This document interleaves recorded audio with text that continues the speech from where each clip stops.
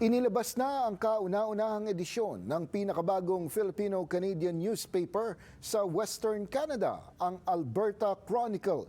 Silipin po ang pahayagan at ang mga Pilipinong nasa likod nito. Narito ang report.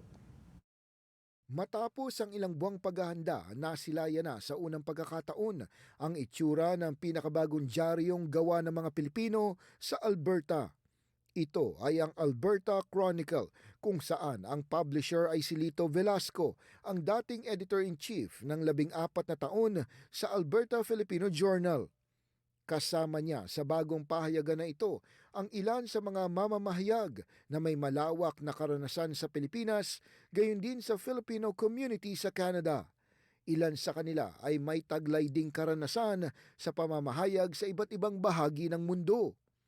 Nasa 20 mga kolumnista, mga manunulat at mga photographer ang bumubuo ngayon sa Alberta Chronicle. Gusto ko rin na mabigyan ng option ang mga kababayan natin, ang reading material, no, ng mga pinagmumulan ng balita, ng mga kwento na may kwenta sa lipunan. At kung napapansin natin, isa rin ito sa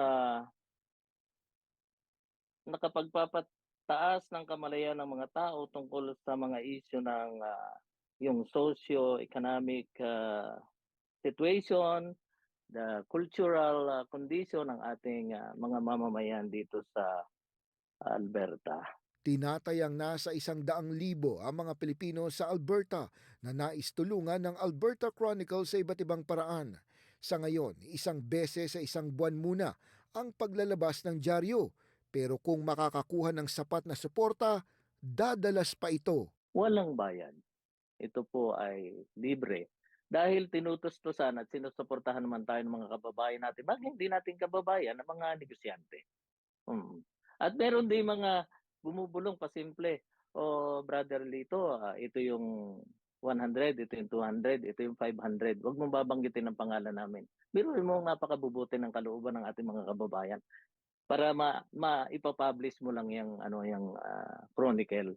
Bukod sa mga balita, isa rin sa pangunahing misyon ng pahayagan ay mapalaganap ang mga negosyong Pinoy. So, lagi tayong dapat well-informed ng mga nangyayari. Kaya nga, mabilis tayo sa balita. Lalo na yung aming Facebook page. Araw-araw po ang pagbabalita namin doon. Ang misyon natin ay makipag-ugnayan sa ating makipagpalitan ng impormasyon sa gobyerno, no? Konkretong yung bridging halimbawa, matulungan natin na magpaabot ang gobyerno ng balita sa pamamagitan natin, maipahatid natin sa ating mga kababayan. So, sunod, yung mga grupo ng mga Pilipino na nangangailangan ng trabaho, meron tayong classified ads. Binuksan na rin ni Velasco ang pahayagan sa mga Canadian, Indian, Chinese at iba pang lahi na nais magpalaganap ng kanilang mga negosyo. Hindi ito kaaway ng anumang dyaryo dito, kundi ito ay katulong ninyo sa pagpapalaganap at pag-abot sa mga hindi nyo naman napuntahan. Tulong-tulong po tayo. Wala po tayong hilahan pababa.